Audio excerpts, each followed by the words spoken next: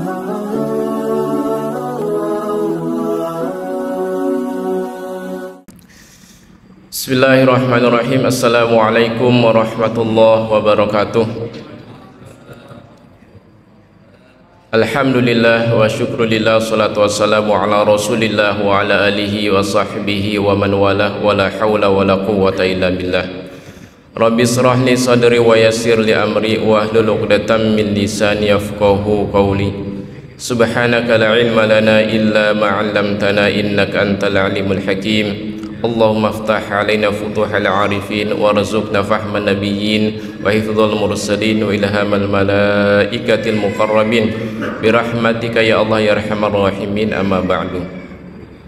Para alim, asatidzah wal ustadzat, hadirin jamaah Masjid Raya Telaga Kahuripan rahimakumullah ajma'in. Semoga Allah senantiasa merahmati kita semua. Alhamdulillah kita diberikan kesempatan, kesehatan, iman Islam untuk bisa terus sujud kepada Allah, mendekatkan diri kepada Allah, karena sejatinya kita semua pasti akan kembali kepada Allah. Filsafat hidup kita adalah inna lillahi wa inna ilaihi raji'un. Kita semua berasal dari Allah dan pasti kembali kepada Allah. Semoga di kesempatan ini menjadi salah satu cara kita untuk bisa terus dalam kesadaran kesejatian hidup kita. Mohon izin, insyaallah kita akan membahas sama-sama tentang konsep wara' dalam perspektif Islam. Dalam hal ini kita meminjam disiplin ilmu tasawuf untuk mengkaji konsep wara' ini. Seorang pejalan spiritual, setiap muslim yang sudah memiliki kesadaran untuk berjalan menuju kepada Allah, mendekat kepada Allah, maka tahapan pertama yang harus dilalui, dan ini semua ulama sepakat, adalah tahapan takhalli, yaitu membersihkan diri kita dari dosa, maksiat, dan penyakit hati. Ini rasanya sudah pernah saya sampaikan, jadi saya tidak akan menjelaskan kembali. Kira-kira analoginya seperti gelas, ya, yang kotor maka harus dibersihkan dulu. Atau pakaian kita ini pas saya pakai baju warna putih. Baju kita ini kalau kena noda kan harus dicuci. Kalau nodanya biasa-biasa, rendam pakai deterjen, kucek sedikit, bersih lagi. Tapi kalau nodanya banyak menempel, lemak gitu ya, minyak, oli bahkan mungkin yang mengenai baju kita ini, maka direndam pakai deterjen, dikucek, nggak hilang. Mungkin perlu dikasih pembersih pemutih, disikat, pemutih lagi, sikat lagi berkali-kali, baru mulai hilang nodanya. Jadi proses takhalli ini, membersihkan diri ini, atau kalau dalam bahasa Suhrawardi minadz zulumati ilan nur, adalah proses yang bisa jadi setiap orang akan berbeda-beda. Tergantung ya, cermin dirinya itu, az-zujajah dalam dirinya itu, seberapa pekat kotoran yang menempelnya. Semakin pekat, semakin hitam menempel dalam dirinya, maka perlu proses yang cukup panjang untuk membersihkannya. Tapi ini tahapan yang harus dilalui oleh setiap muslim yang ingin berjalan menuju Allah, mendekat menuju Allah, dan amaliyahnya adalah taubatan nasuha. Ya ayyuhalladzina amanu tubu ilallahi taubatan nasuha asa rabbukum ayyukaffiru ankum sayyiatikum. Nah, yang menarik adalah di surat At-Tahrim ayat 8 ini Allah menggunakan redaksi yukaffiru ankum, menghapus. Di ayat lain yaghfir lakum dzunubakum, mengampuni dosa-dosa kalian. Ini adalah dua padanan kata yang saling melengkapi. Kalau mengampuni, dosanya masih ada, hanya sudah ditutup dan tidak dihitung-hitung lagi oleh Allah, tidak akan dihisab lagi oleh Allah. Itu Allah yaghfir lakum dzunubakum. Yaghfiru itu asal katanya ghafaro, secara bahasa artinya menutup. Jadi Allah menutup dosa-dosa kita, ditutup dan tidak dianggap lagi. Tapi kalau yukaffiru, kaffaro yukaffiru artinya menghapus, seperti whiteboard ya, sudah penuh dengan coretan, dihapus dengan penghapus, bersih kembali. Nah, itu yukaffiru. Jadi orang yang taubat nasuha itu yukaffiru, ayyukaffiru ankum sayyiatikum. Bukan hanya diampuni dan ditutup dosanya sehingga tidak dihisab lagi, tapi juga dihapus. Maka kolbunya yang semula kotor seperti gelas kotor ini menjadi bersih kembali. Ya, bersih bukan berarti tanpa noda tanpa dosa, karena tanpa noda tanpa dosa berarti para nabi dan rasul yang maksum. Bersih dalam artian secara umum dalam kondisi bersih. Ibarat cermin rumah kita, seiring waktu setelah dibersihkan ada lagi debu-debu, tapi kan itu debu-debu biasa ya, yang mudah dibersihkan lagi, dihapus lagi sehingga bening kembali.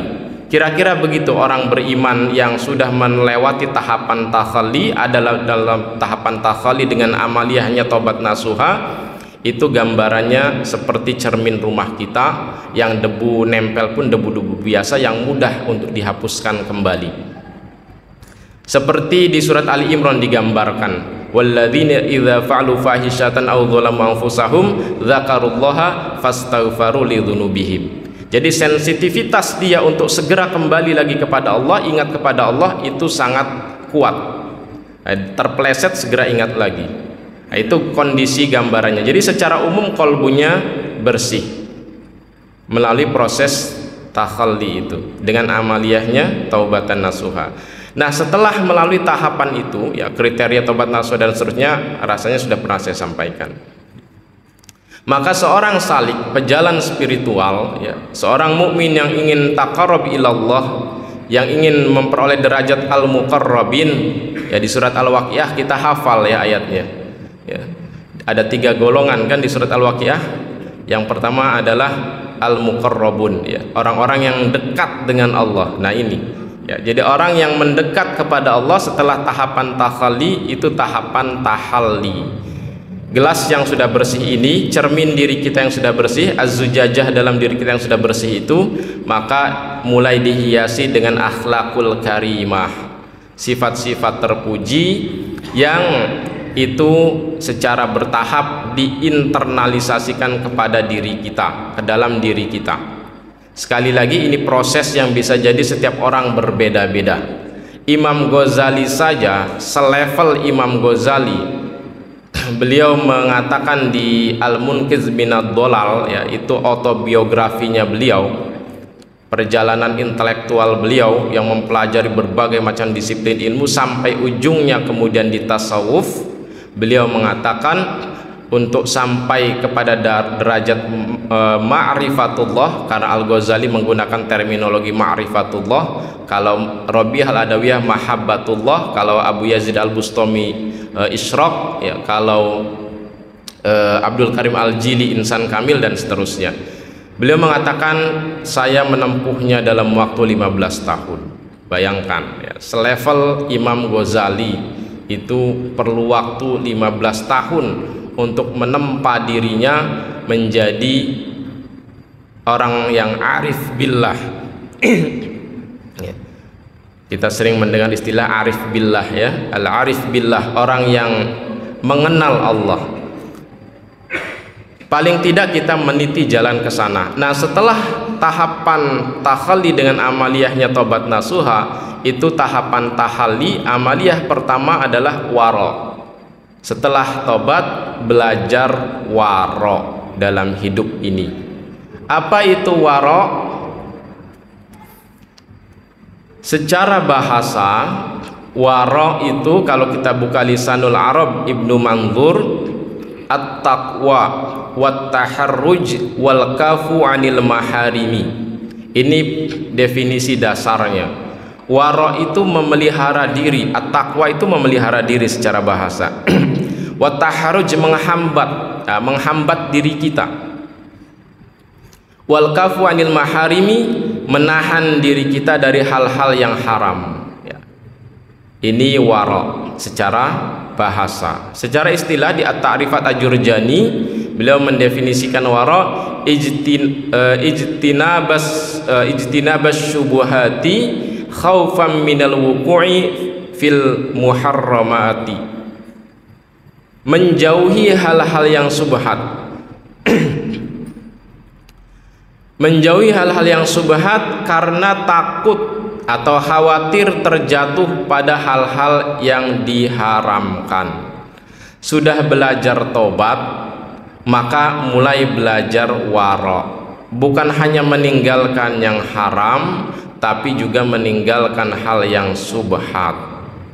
Itu semua dilakukan demi Allah, Zat yang Maha Suci.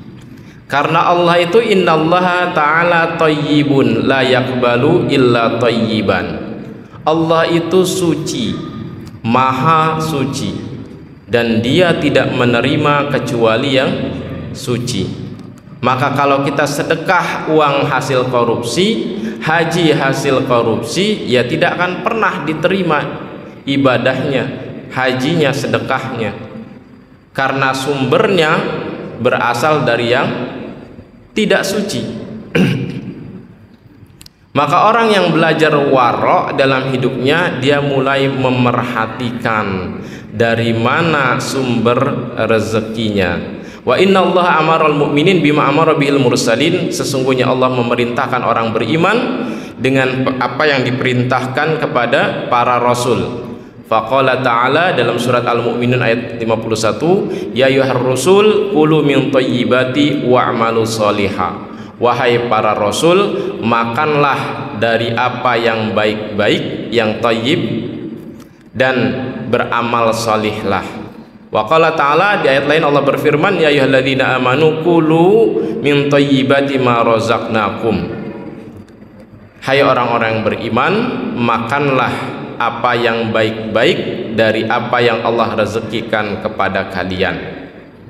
Al-Baqarah 172. Summa dzakara, kemudian Rasulullah menyebutkan, summa dzakara rajula yutilus safar, seorang laki-laki yang menempuh perjalanan, ash'asa, bajunya kusut, ya, aghbaro, berdebu, yamuddu yadayhi ilas sama, kemudian dia menengadahkan kedua tangannya ke langit. Ya Rabbi, dia berdoa, wahai Tuhanku, wahai Tuhanku.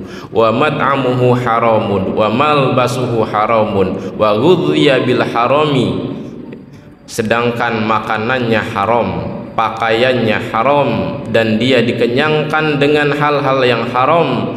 Fa anna yustajabu lahu, bagaimana mungkin doanya dikabulkan? Rawahu Muslim. Jadi orang yang wara itu karena dia memiliki kesadaran bahwa Allah tidak menerima kecuali yang suci, maka dia mulai menghitung-hitung apa-apa yang pada dirinya, apakah ini suci atau haram atau bainal halal wal haram. Itulah subhat. Ijtinabas syubuhati, ini konsep dasar wara, menjauhi hal-hal yang subhat, khaufan minal wuqu'i fil muharramati, karena khawatir terjatuh kepada hal yang haram. Ya, jadi konsep dasar wara adalah menghindari hal-hal yang subhat. Dalam hadis riwayat Al-Bukhari dan Imam Muslim, innal halala bayyinun wa innal harama bayyinun, sesungguhnya perkara-perkara yang halal itu jelas dan yang haram juga jelas. Wa bainahuma mustabihatun, di antara keduanya ada perkara-perkara yang tidak jelas, syubhat. La ya'lamuhunna katsirun minan nas, banyak manusia yang tidak mengetahui perkara-perkara syubhat ini.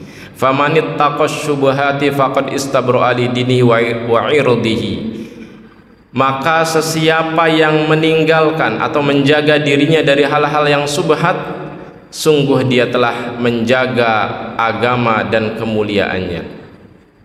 Jadi kata Nabi, menjauhi hal yang subhat itu bagian dari tanda seseorang menjaga agama dan kehormatannya.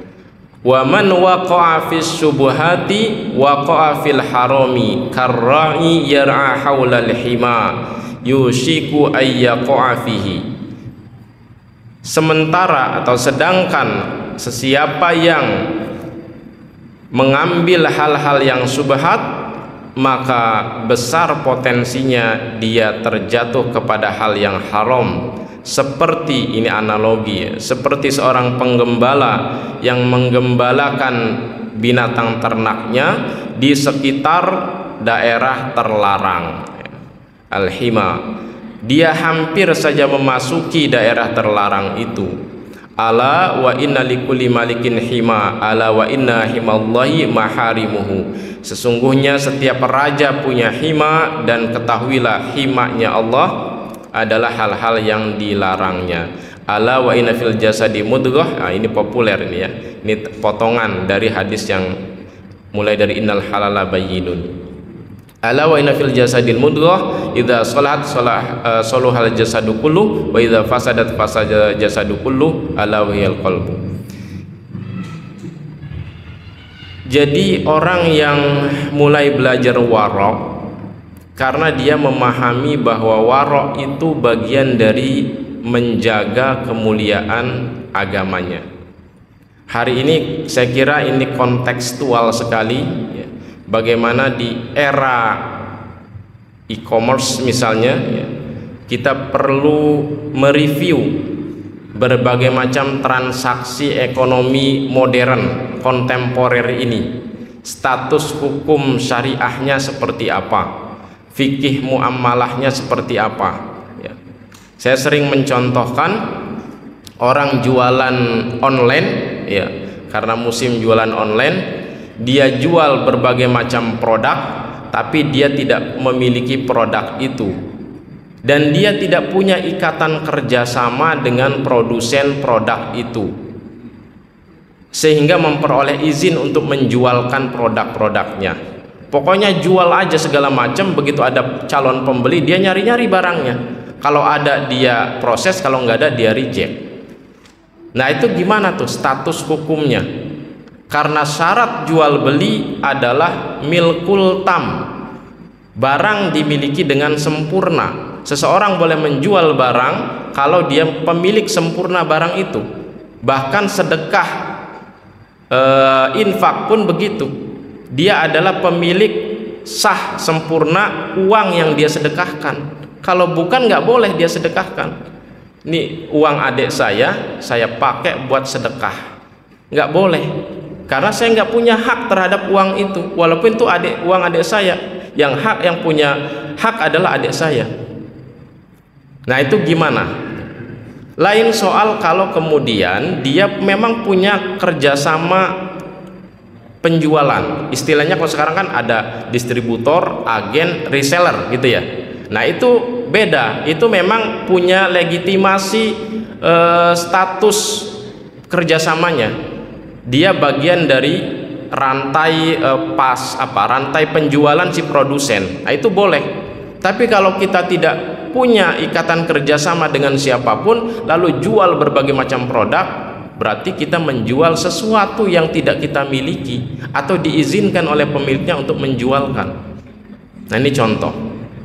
Atau contoh lain di masyarakat kita, gade motor, butuh uang, motornya digade. Nah, lalu motor itu tetap dimiliki oleh si penghutang atau dikasihkan ke si pemberi hutang? Biasanya dikasih ke si pemberi hutang kan, dipakailah oleh si pemberi hutang itu kemana-mana motor itu. Nah itu gimana tuh statusnya tuh? Kullu qardin jarra manfaatan fahuwa riba. Setiap transaksi utang piutang yang ada manfaat atau mengambil manfaat di dalamnya itu riba. Itu kaidah usul fikihnya. Gadai yang benar itu, karena dalam fikih muamalahnya istilahnya rohan. Rohan itu jaminan. Barang yang dijaminkan tidak boleh dimanfaatkan oleh si pemberi hutang.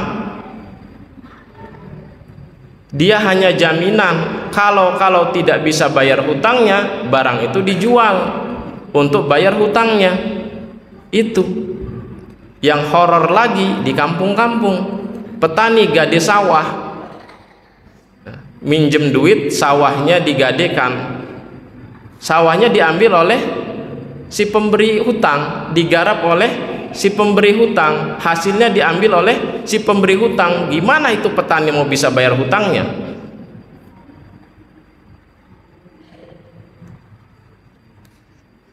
Nah, jadi ini contoh ya, contoh dalam persoalan transaksi ekonomi kontemporer hari ini. Kita perlu mereview agar tidak jatuh itu hal seringan-ringannya gade itu, yang motor itu subhat, itu seringan-ringannya. Tapi kalau yang soal gade sawah tadi, sawahnya diambil, ada lagi orang gade kontrakannya diambil, sewanya diambil oleh si pemberi gade, itu bukan subhat lagi, itu udah jelas haram itu. Maka perlu kemudian kita mereview, kalau mulai belajar waro, kita perlu mawas diri terhadap apa-apa yang aktivitas kita keseharian, terutama biasanya paling umum dalam hal transaksi ekonomi. Uang denger di tempat lain tuh, saya ngisi di masjid di Sawangan, uang denger gimana? Uang denger gimana sih uang denger gitu ya? Harus jelas dulu maksudnya seperti apa ya. Jadi yang ditanyakan adalah dokter gitu ya. Dokter itu biasa kerjasama dengan produsen obat, nanti dia dapat komisi 10%. Nah, saya tanya, dokter itu praktek sendiri atau kerja di rumah sakit? Kalau dia praktek sendiri lalu dia buat kerjasama dengan produsen obat, kemudian dia dapat komisi 10% kalau meresepkan obatnya, selama dia meresepkan obatnya itu sesuai dengan disiplin ilmu medisnya, artinya nggak mengada-ngada. Sebenarnya ada obat lain yang lebih pas, tapi karena dia kerjasama dengan produsen obat A, dia bikin resepnya itu terus. Nah, itu bisa subhat juga, karena sebetulnya secara ilmu kedokteran dia harus meresepkan obat dari produsen lain, tapi karena dia kerjasama dengan produsen A, dia dapat komisi, dia resepnya obatnya dari produsen itu terus, meskipun mahal. Kalau dia kerja di rumah sakit, maka dia harus seizin pihak rumah sakit. Kalau dia kerjasama dengan produsen obat, dapat komisi. Ini pernah kejadian di RST. RST manajemennya pernah menegur seorang dokter karena dia kerjasama dengan produsen obat dan selalu meresepkannya dari situ. Ketahuannya pasien komplain. Pasien komplain, saya kalau berobat ke dokter itu obatnya selalu begini, mahal lagi obatnya, nebusnya. Ketika di compare ada obat lain dengan komposisi yang sama, indikasi yang sama, indikasi pengobatannya, tapi nggak pernah diresepkan. Begitu dikonfirmasi ke dokternya, akhirnya dokternya mengakui karena dia kerjasama dengan produsen obat tertentu. Itu nggak boleh itu. Seminimalnya dia subhat. Dua, dia langgar. Satu, tanpa izin padahal karena dia kerja di rumah sakit. Yang kedua, dia meresepkan obat kepada pasien tidak sesuai dengan disiplin ilmu medisnya. Artinya ada yang lebih pas, tapi tetap dia resepkannya ke situ terus. Nah, katanya uang dengernya itu si fulan penghubung produsen A ke dokter ini, ya itu gimana ya, tergantung si dokternya itu. Kalau dokternya prakteknya benar tadi, ya uang dengernya nggak masalah. Tapi kalau dokternya prakteknya ternyata tidak benar, nah uang dengernya bisa sekurang-kurangnya subhat juga. Gitu.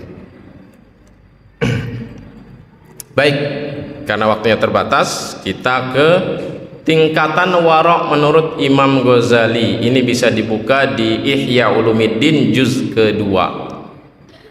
Imam Ghazali bahas warok. Yang pertama warok al-udul. Ini saya belum cek di cetakan lain apakah salah cetak atau tidak. Setelah huruf dalnya itu waw, alif, lam, ain, dal, waw, dan lam. Mungkin al-adl maksudnya, tapi karena tercetaknya seperti itu saya ikuti, karena saya belum cross check di cetakan lain. Kitab yang saya punya tertulisnya begitu. Tingkatan yang pertama adalah menghindari dari hal-hal yang haram. Nah, ini dasar tadi ya, definisi waro secara bahasa itu ini, menghindari dari hal-hal yang haram. Orang yang belajar waro sudah pasti harus selesai dengan hal yang haram ya. Kata Nabi, kullu lahmin nabata bil haram min haram fannaru aula bihi. Daging yang tumbuh dari barang yang haram, maka neraka lebih berhak atasnya. Walaupun para muhaddisin menafsir hadis ini, kalau tobat diampuni ya, digugurkan. Tapi ini sebagai sebuah mawas diri, bahwa jangan sampai ada daging yang tumbuh dalam diri kita ini, darah yang mengalir dalam diri kita ini berasal dari hal-hal yang haram. Naik level kedua adalah waronya as-solihin. Tidak hanya menghindar dari hal-hal yang haram, tapi juga menghindar dari hal-hal yang subhat karena khawatir terbawa kepada yang haram. Ini tadi konsep dasar waro itu sebetulnya di level ini, karena yang haram itu udah pasti. Contohnya gimana? Ini contoh yang sering juga saya sampaikan. Begadang itu kan nggak haram, Pak ya. Begadang tanpa tujuan ya. Kalau para ulama dulu kita kan begadangnya nulis buku ya, mengkaji Al-Quran, hadis, lahir kitab gitu kira-kira. Ini begadang ngobrol-ngobrol gitu ya. Kira-kira itu kalau kita begadang subuhnya kesiangan nggak?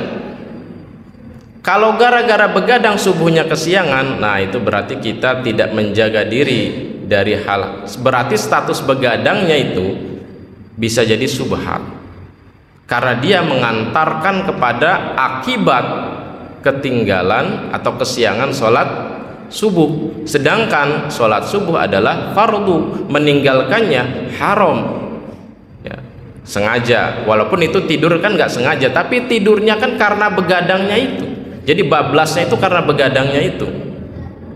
Nah, orang yang waro itu menilai-nilai seperti itu. Ini kalau saya begadang, kira-kira subuhnya kesiangan enggak?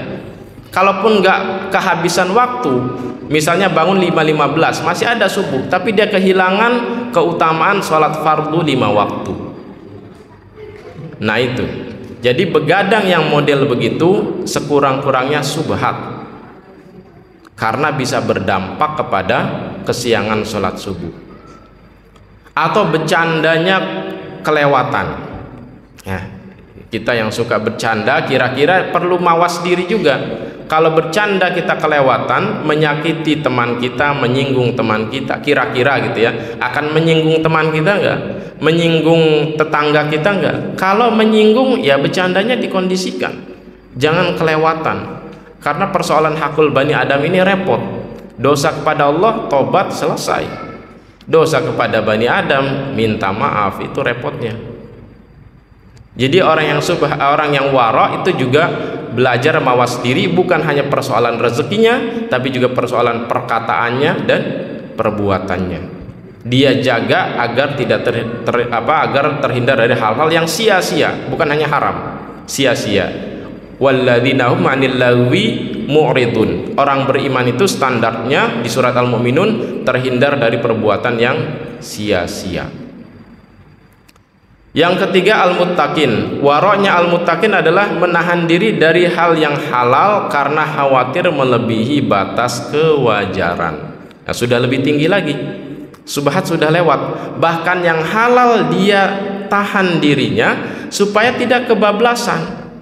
Makan Nabi ngajarinya batas maksimalnya sepertiga kapasitas lambung kita, sepertiga untuk makan, sepertiga untuk minum, sepertiga untuk nafas. Maka kalau makan kita, walaupun makanannya halal, cara kita membelinya dari uang yang halal, tapi kalau makanannya lebih dari kapasitas lambung kita, jadi kekenyangan, nah dia nggak waro, karena dia sudah melakukan perbuatan yang melebihi batas kewajaran. Halal tetapi melebihi. Nah, orang yang waro ini juga dia menghitung-hitung ya. Halal tetapi melebihi batas kewajaran dia tinggalkan. dia kondisikan dirinya. Punya uang 2 miliar bisa beli Alphard, tapi kira-kira butuhnya Alphard atau Innova? Kalau cukup dengan Innova, maka Innova cukup. Kalau butuh dengan Innova beli Alphard, berarti tidak waro itu. Kecuali ada kebutuhan. Memang saya pebisnis, Pak. Kalau nggak Alphard kurang mendukung bisnis saya, itu lain soal. Ya silakan beli Alphard gitu. Kalau mendukung. Alphard 1 nggak cukup, Pak, gitu kan. Perlu satu lagi Mercy, ya tergantung ada kebutuhannya atau enggak gitu. Kalau ada kebutuhannya, ada keperluannya silakan.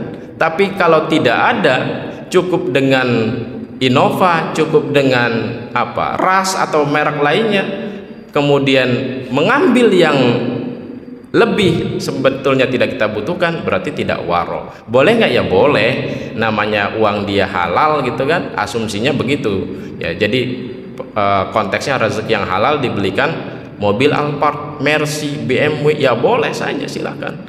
Tapi kalau sebetulnya dia kebutuhannya di bawah itu, maka berarti dia tidak waro. Orang yang waro itu belajar menahan dirinya untuk tidak mengambil hal yang halal di luar batas kewajarannya.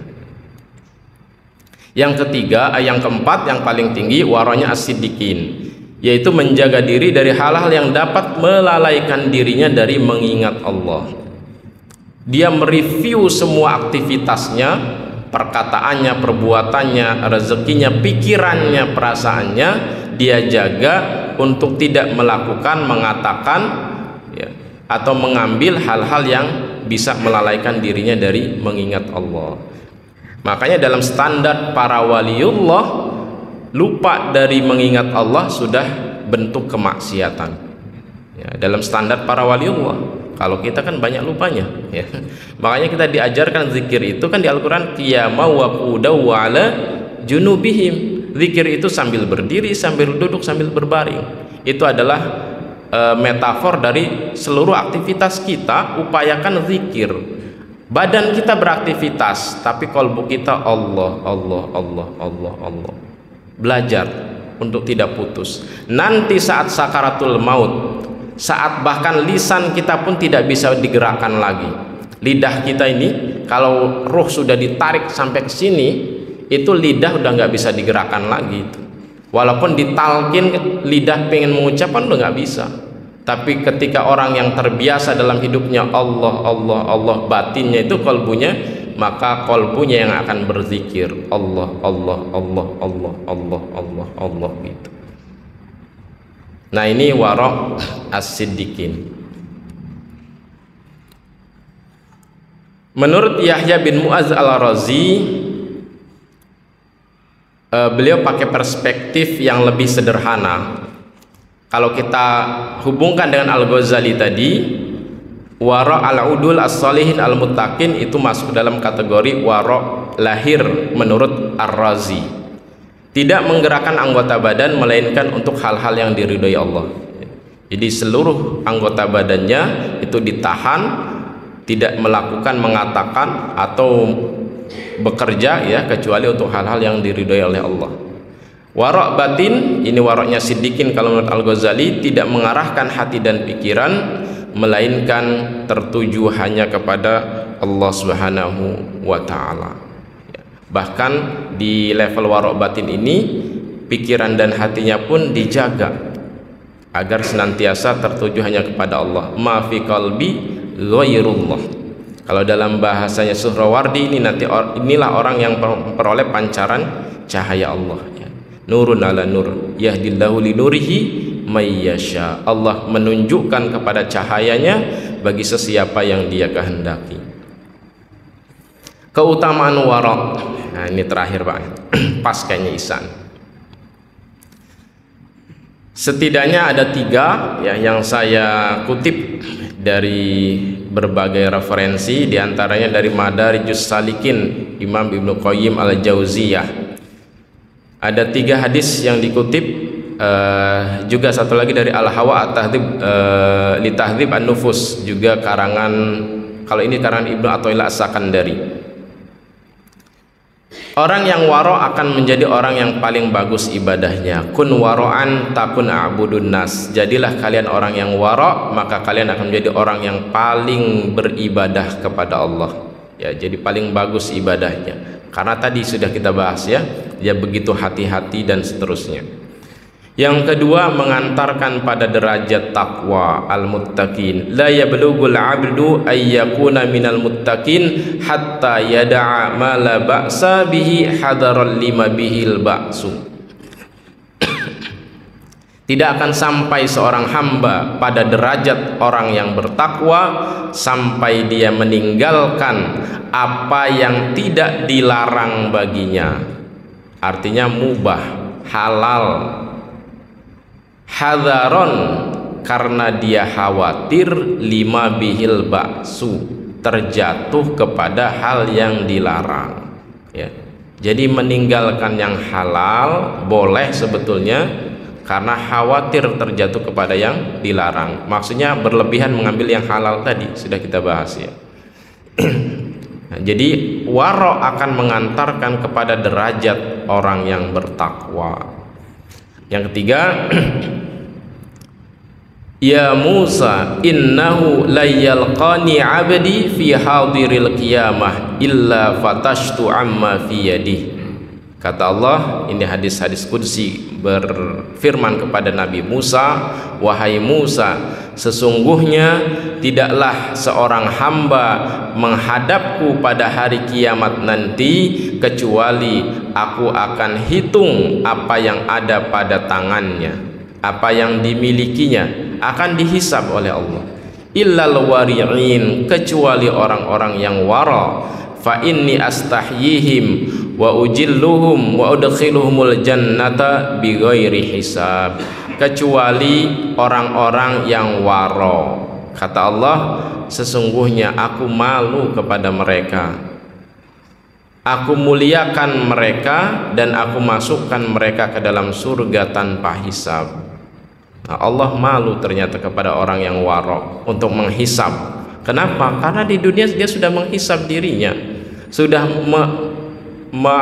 mewanti-wanti dirinya, mawas diri, menjaga. Yang haram ditinggalkan, yang subhat juga ditinggalkan, bahkan yang halal juga ditinggalkan kalau melewati batas kewajaran. Maka Allah malu untuk menghisabnya, dan Allah memasukkan mereka ke dalam surga tanpa hisab.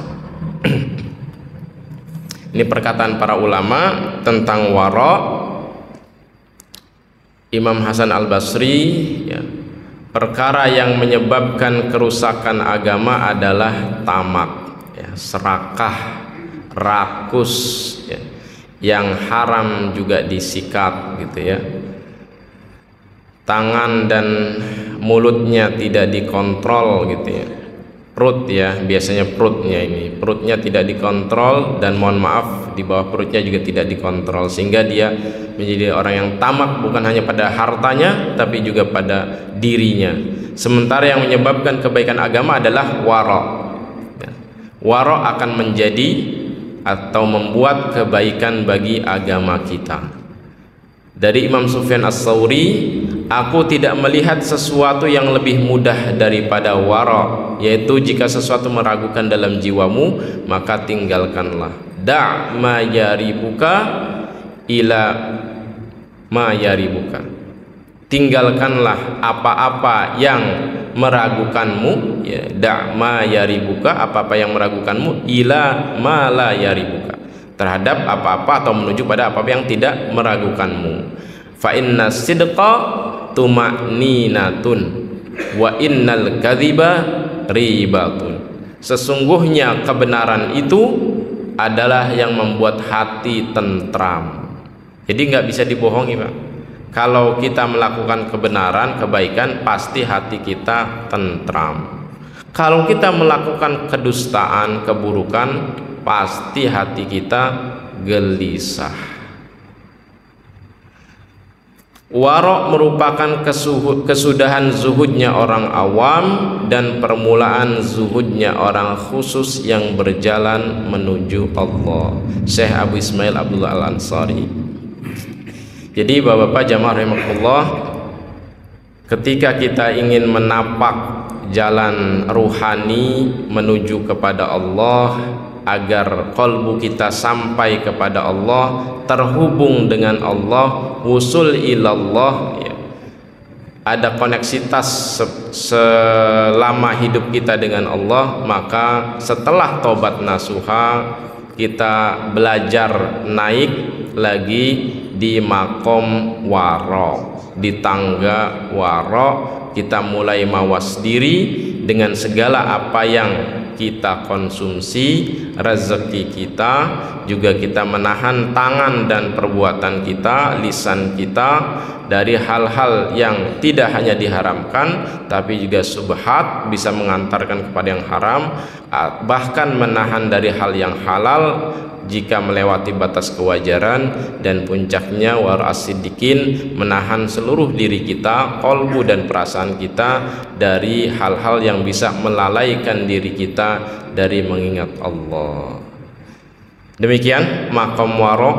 Selesai di waro, naik ke zuhud, zuhud naik ke fakr, fakr naik ke sabar, sabar naik ke syukur, syukur naik ke khauf, khauf naik ke roja, roja naik ke tawakal, tawakal naik ke ridho, nanti di ridho naik ke tahapan ketiga tajalli yang disebut Rabi'ah Mahabbatullah, Al-Ghazali Ma'rifatullah, Al-Jili dan Ibnu Arabi Insan Kamil, Suhrawardi Isyraq, Abu Yazid Al-Bustami juga Insan Kamil. Demikian barangkali yang bisa disampaikan pada kesempatan kali ini. Mohon maaf salah dan kurangnya. Mari kita tutup dengan hamdalah dan doa kafaratul majlis. Alhamdulillahirabbil alamin. Subhanakallahumma wa bihamdika asyhadu an la ilaha illa anta astaghfiruka wa atubu ilaik. Wal afu minkum, hadanallahu wa iyyakum ajma'in. Wassalamualaikum warahmatullahi wabarakatuh.